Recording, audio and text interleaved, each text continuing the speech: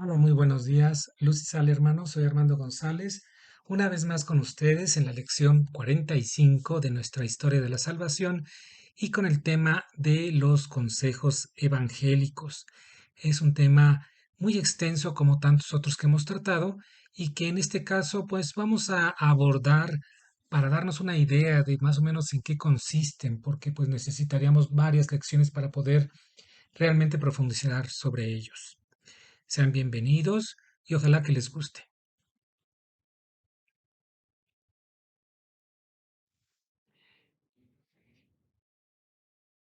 Pues tenemos que el camino de la perfección, que es el que nos ha dejado Dios a lo largo de esta historia de salvación, lo tenemos marcado desde el Antiguo Testamento como hasta en el Nuevo Testamento, una exhortación constante en la que la santidad y la perfección son como que las metas para la humanidad. Pero ¿cómo es posible esto? ¿Cómo si somos solo seres humanos podemos llegar a ser perfectos y podemos llegar a ser santos? Esto es parte del misterio.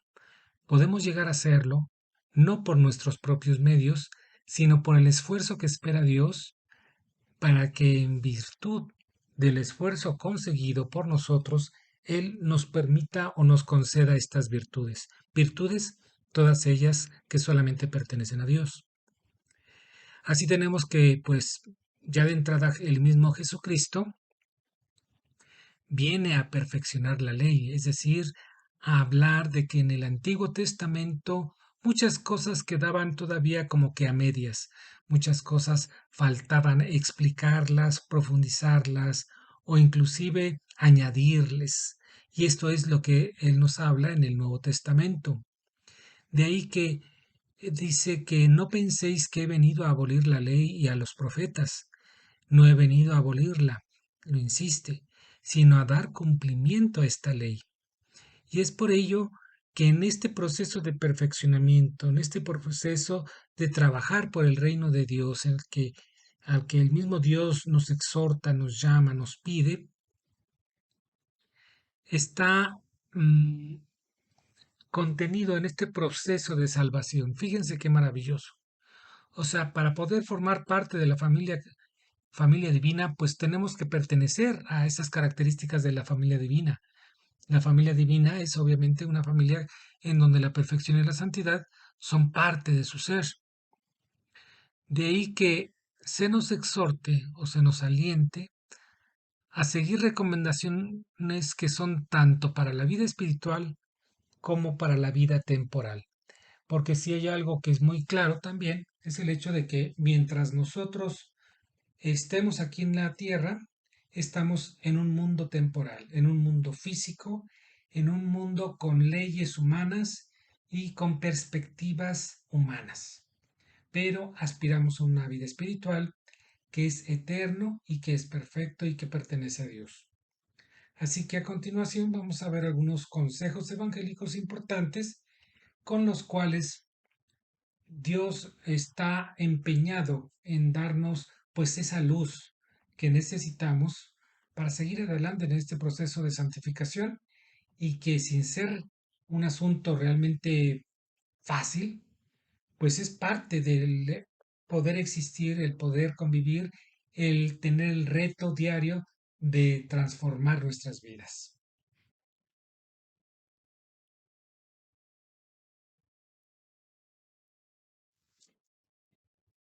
Así tenemos que por un lado están los consejos para la vida temporal. Estas son recomendaciones para la buena convivencia dentro de una comunidad. Es decir, esto es digamos que lo básico para ser sociables, para vivir en buena vecindad con todos los que nos rodean. Ya no hablemos aquí de, pues, un interés personal un poco más íntimo con las personas, porque de lo que se trata es cómo vamos a tratar al otro, a esa persona que está sentado a mi lado en el metro, en el pecero, a esa persona que viene en sentido contrario en la acera o en el coche y que a lo mejor nunca más lo vuelvo a ver más que en esa ocasión en que me cruzo en su camino. Hay una serie de recomendaciones, no son todas, pero digamos que aquí hacemos una referencia sobre las más importantes y que bueno, pues de ellas inclusive se pueden deducir otras. Ustedes se van a ir dando cuenta. Por ejemplo, la primera es la de ser sano de mente. ¿Qué significa esto? Implica que así como debemos ser buenos en los actos, también debemos ser buenos en nuestras intenciones, en todo aquello que inunda nuestro pensamiento, que no haya la intención de la maldad, de la violencia, de la revancha, ¿sí? Que no haya constantemente pensamientos relativos a este mundo y que nos alejan de Dios y que nos alejan de la actitud positiva que debemos tener como cristianos. También debemos ser rectos en los juicios, o dicho de otra forma, no nos apresuremos a juzgar, porque recordemos que el único que juzga con toda perfección y autoridad es Dios, y en nuestro caso que seguimos ese mismo ejemplo, pues nuestro juicio resulta bastante parcial y muchas veces muy, pero muy equivocado. También hay que ser respetuoso con los demás, acordándonos que para prodigar amor también hay que prodigar respeto. Así como lo que nosotros ofrecemos es lo que también esperamos, el respeto. Y en esto creo que no hay duda de a qué me refiero. Ser pacífico o de otra forma llamarlo lento a la cólera. ¿Cómo conseguir ese temple, ese carácter que es realmente un carácter fuerte, no el de ser enojón, el carácter del dominio de sí mismo y conducirse con una actitud de paciencia y de paz? Otra de las recomendaciones es la de ser condescendiente, que no es otra cosa sino la de acomodarse a la voluntad del otro. Esto es una actitud por demás bastante complicada porque ¿cómo me voy a acomodar a otro? ¿Cómo voy a ceder mi forma de ser y de pensar frente a alguien al que considero que está en un error? A alguien que considero inferior a mí. Bueno, pues hay que intentar ser condescendiente, ser dadivoso, ¿sí? Que nunca te canses de dar a los demás, de ofrecer sin esperar nada a cambio. Ser generoso, que cada vez que sirvas el alimento, no lo hagas en función de que debe quedar para el próximo día en una actitud un tanto egoísta para tu persona, sino que siempre da lo mejor de ti para los demás.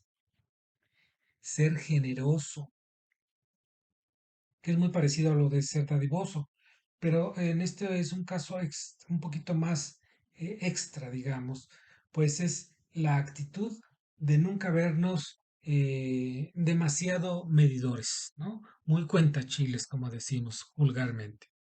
Hay que ser, sin embargo, también muy sencillos de corazón, y esto implica no emplear la idea de lo material, aunque estamos hablando de lo material, sino ser sencillo en no tener actitudes clasistas, racistas, materialistas sobre a quién trato y cómo trato a la, según lo vea, según lo que tenga o lo que se vea poseer, ¿no? Hay que ser bienhechores, y esto de ser bienhechores, esto se nos ha recomendado mucho. ¿Quién de nosotros sostiene a un seminarista, por ejemplo?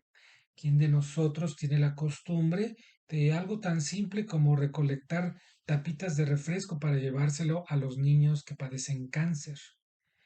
Bueno, eso es ser bienhechor, alguien que hace un bien sin mirar a quién y sin esperar retribución. Por lo mismo, también hay que ser desprendido, que aunque podamos tener nuestras cosas materiales como artefactos necesarios para la vida, estemos siempre dispuestos a darle mi chamarra al que veo que no tiene con qué cubrirse del frío, darle mi alimento al niño que veo que no ha comido en todo el día, ¿no? ¿Cómo hacer ese pequeño esfuerzo o ese gran esfuerzo que pueda ayudar al hermano necesitado y que pues no tiene nada con qué agradecérmelo, ¿no? Ser indulgente, es decir, cómo estar preparado para perdonar 7 veces 7 a quien me ha ofendido. Esto implica también una actitud, pues, que llega a confundirse con otras cosas no muy agradables, ¿no? Pero cómo ser capaces de ser suficientemente humilde de corazón para perdonar y perdonar tantas veces sean necesarias, en la misma espera de que Dios nos perdone a nosotros los pecados que cometemos en su contra. Y finalmente en esta lista, pero no finalmente a todos los consejos que podemos encontrar, también hay que decir que hay que formarse con solidez, como en la construcción de una habitación o de una casa, que tiene buenos cimientos y que enfrenta la adversidad como a los elementos físicos con todo el soporte necesario para resistir. Es decir, hay que prepararnos. Te das cuenta que muchas de estas recomendaciones son a veces aspectos muy del sentido común, muy del no quiero relacionarme demasiado con mis vecinos, pero no quiero tener malos tratos, quiero tener la puerta abierta para problemas comunes, para alegrías comunes. Esto es un buen principio de convivencia y es algo que en estos momentos el mundo más necesita, pensando en que los políticos actualmente solo se dedican a generar polos y generar conflictos entre sí solamente por la ambición del poder, porque eso es todo. Un buen político no genera división, no genera enfrentamiento, como es lo que estamos viendo desafortunadamente en nuestro país y en el mundo.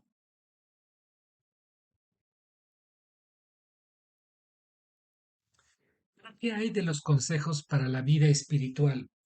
Quizás estos sean los más importantes que las de la vida temporal, pues tienen que ver con guardar los mandamientos esenciales. Es decir, junto con los mandamientos del Decálogo, que ya todos conocemos o debemos manejar, estos están especialmente dedicados a ti como persona, no en tu relación con las demás personas, sino en tu relación particular con Dios. Es decir, tienes que ver con el hecho de todo lo relacionado al reino de Dios. Esas implicaciones de convertiros al reino. ¿A qué hay que convertirnos? Pues hay que transformar nuestras vidas.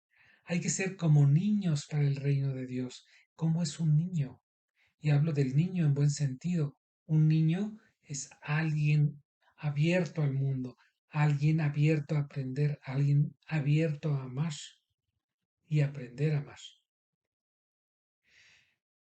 También se habla de la tendencia a la perfección, pero la perfección en el sentido espiritual implica un control o un autocontrol extremo, que implica cuerpo, mente y alma.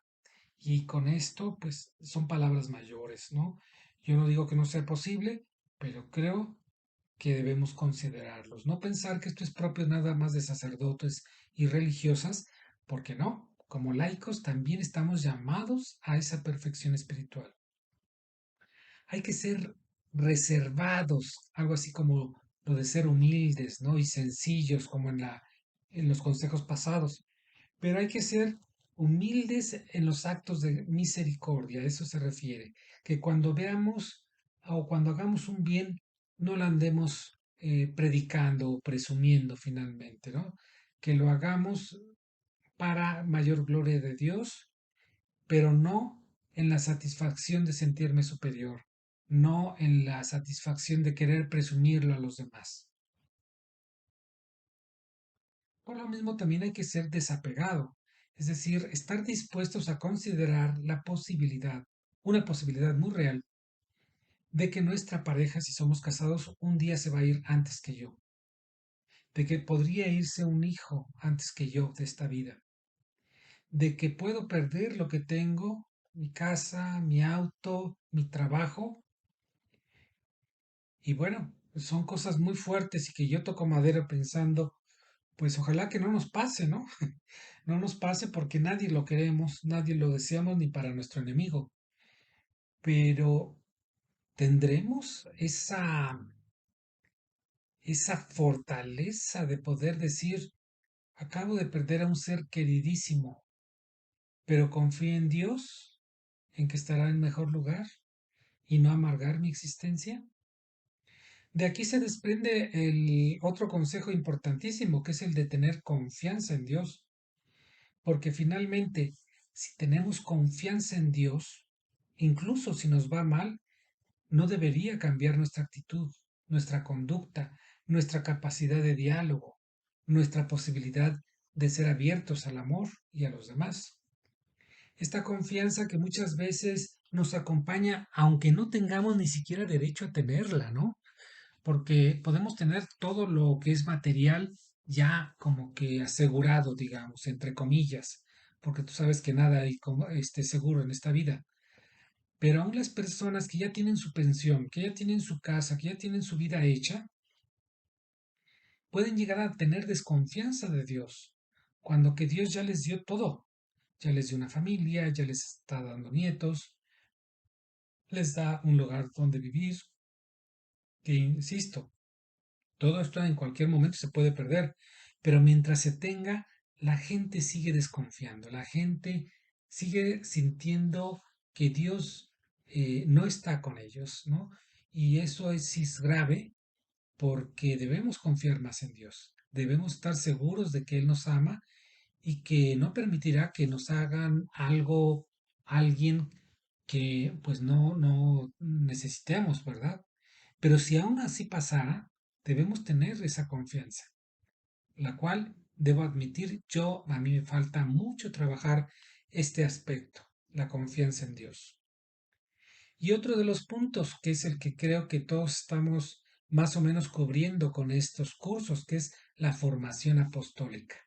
¿Quieres una vida espiritual más sólida, más profunda, más enriquecedora, que le dé sentido a tu vida? Prepárate, prepárate y prepárate. No te conformes con escuela de pastoral, lo cual es bastante, pero si puedes dar cursos, si puedes adentrarte en otros cursos de espiritualidad, si puedes ayudar en tu comunidad, eso es formación apostólica y es finalmente formación de tu propio espíritu.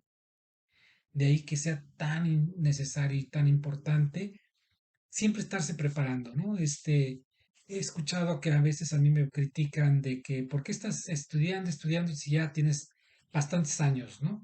Cuando no entendemos que la vida es una constante escuela, una escuela en la que nunca terminas de aprender y mientras tengas algo que aprender, habrá mucha vida que vivir.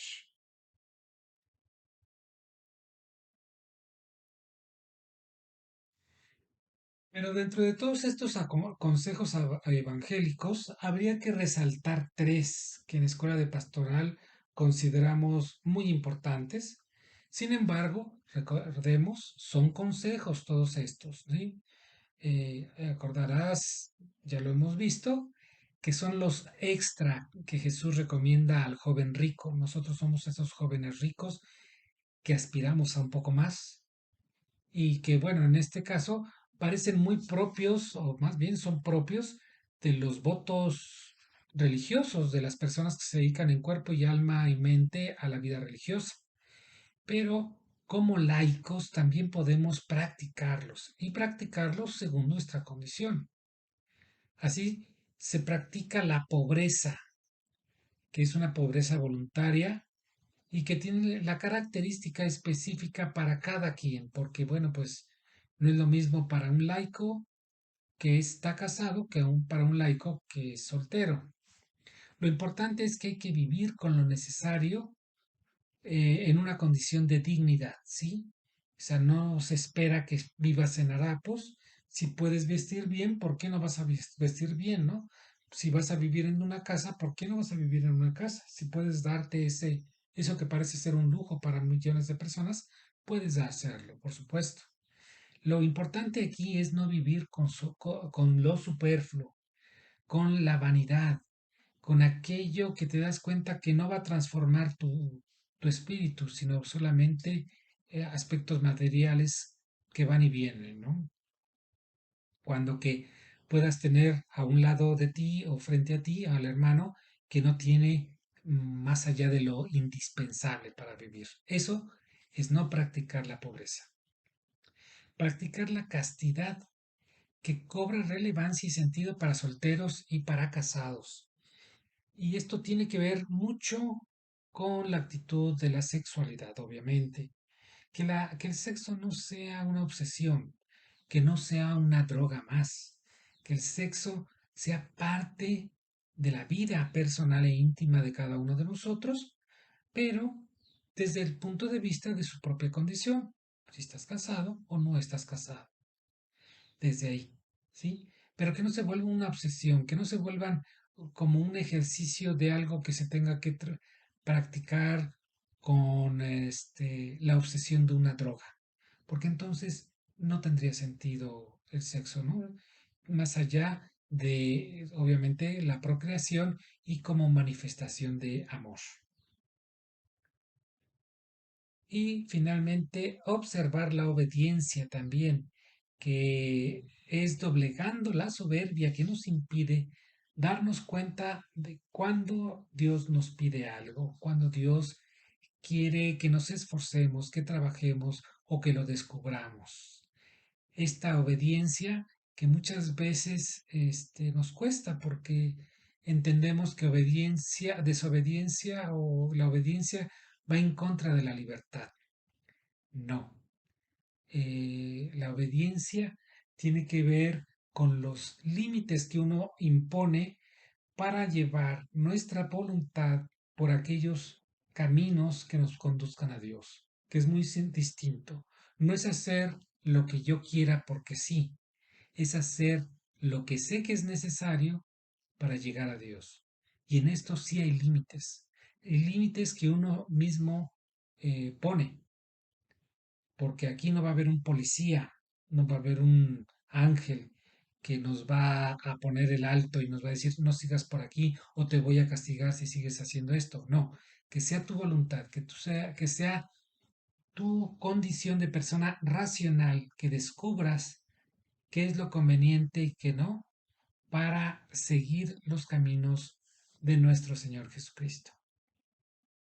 Y bueno, hasta aquí lo que sería el tema muy amplio de los consejos evangélicos.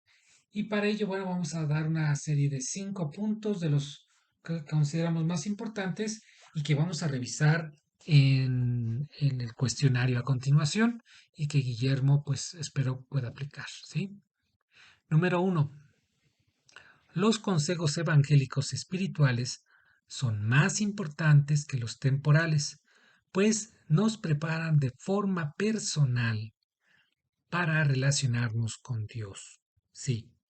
¿Por qué son más importantes? Porque están en función directa de Dios. ¿Sí? Si estamos preparados en estos, obviamente estaremos mejor preparados para los consejos evangélicos temporales. ¿Y por qué son menos importantes los temporales? Porque los temporales están muy apuntalados a nuestra relación con nuestros demás hermanos, lo cual no es que sea menos, no es que carezcan de dignidad, pero en cuestión relativa a importancia, obviamente Dios siempre es el número uno, ¿verdad? Ahora dos, el mundo con todas sus guerras, con toda la grillería de la política por alcanzar el poder o conservar el poder, lo que necesita es poner en práctica al menos los consejos evangélicos temporales, pues están pensados precisamente para nuestra convivencia. Si pensáramos más con estos consejos evangélicos, no estaríamos viendo tanta payasada de gente que expone su poder y presume su poder frente a los demás para generar temor, generar esa ambición de sentirse superior, ¿no? Como muestran, por ejemplo, ahora en la guerra, los países que conquistan a otros o que pretenden destruir unos a otros o que pretenden imponer un modo de vida, ¿no? Un modo de pensar a los demás, ¿no? Eso es arrogancia, eso es soberbia. Pues lo que menos necesitamos es eso. ¿sí? Y eso podemos también trasladarlo a nuestro país en cómo se manejan nuestros políticos, en cómo manejamos nosotros nuestra casa. ¿Quién es el jefe de familia? ¿Es el jefe de familia quien impone por la fuerza, por la brutalidad, por la coerción económica, su voluntad? ¿O es el amor, el entendimiento y la razón los que prevalecen en un hogar? Sería interesante saber esto, ¿no? Cómo cambiar esas mentalidades retrógradas, por no decir prehistóricas, en las que la fuerza sigue siendo el mecanismo de convencimiento entre los seres humanos. En el camino al reino de Cristo eso no existe, ¿no? Porque eso es más propio precisamente de los seres inferiores a los que llamaremos animales, ¿no? Aunque muchas veces muchos animales se comportan mucho mejor que los seres humanos. Número 3.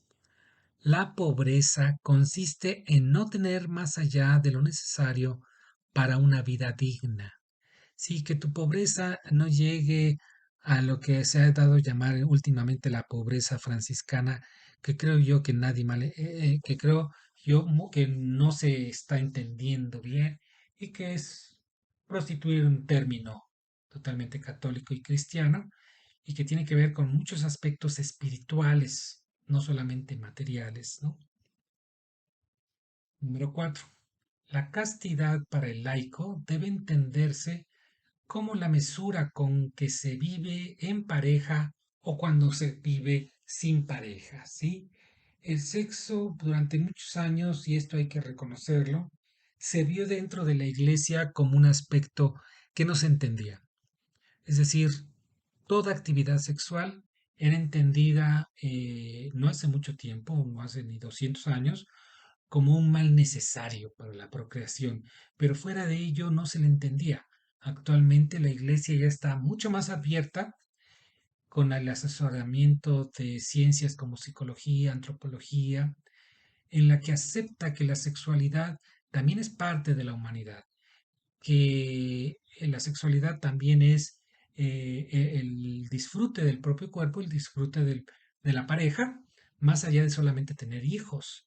Y esto, bueno, también se entiende, pero que la castidad se entienda precisamente en el sentido de que no se vuelva una obsesión, que no se vuelva una droga, como se puede manejar muchas veces, ¿no? Porque para drogas hay montón, no necesitamos más droga, necesitamos más Dios.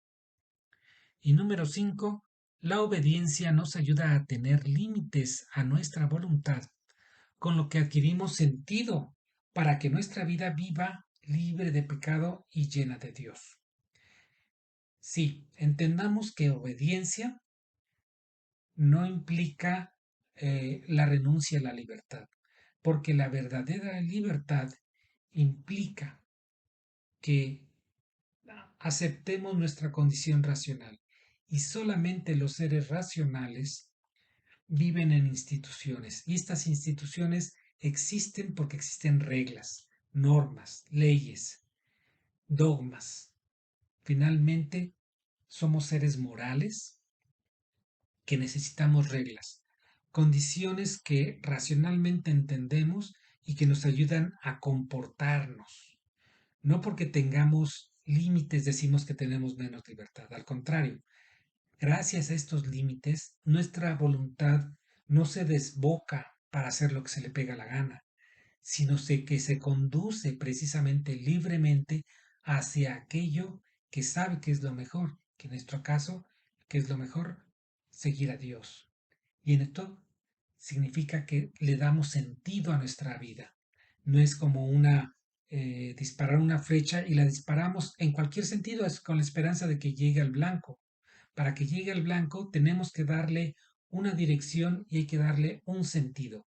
Ese sentido se lo dan los límites y la libertad es la que nosotros conseguimos al obtener que nuestra flecha llegue al objetivo que nosotros nos hemos planteado. ¿Estamos? Bueno, hasta aquí el tema de los consejos evangélicos, que insisto, es un tema que da para mucho más, pero no vamos y ya nos extendemos demasiado, discúlpenme, pero es inevitable para mí. Espero que les haya llamado la atención tan poderosamente como a mí. Doy gracias al Espíritu Santo porque nos orienta, nos ayuda a comprender esto y, ¿por qué no?, nos anima también a seguir estudiando, a seguir trabajando en nuestro espíritu, en nuestra relación con Dios y con nuestros hermanos. Gracias, Guillermo, por tu apoyo inigualable para el desarrollo de estas clases. Dios te bendiga. Y la hermana Coti, qué bueno que está con nosotros para tener, pues obviamente ella es la titular, tener su apoyo, también tener su dirección y su orientación para el buen manejo de este curso. Y a ustedes, gracias por atender estas pláticas y sigan adelante, por favor. No dejen, no dejen de claudicar, ya estamos a punto de acabar el curso. Cuídense y nos veremos en una próxima emisión.